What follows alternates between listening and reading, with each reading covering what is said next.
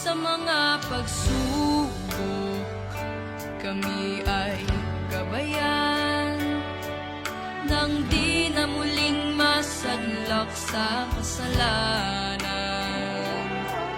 Patnubayan mo, ilawan ang daan upang di mabulit sa kadiliman. Kami ang dahilan kaya't ika'y parusa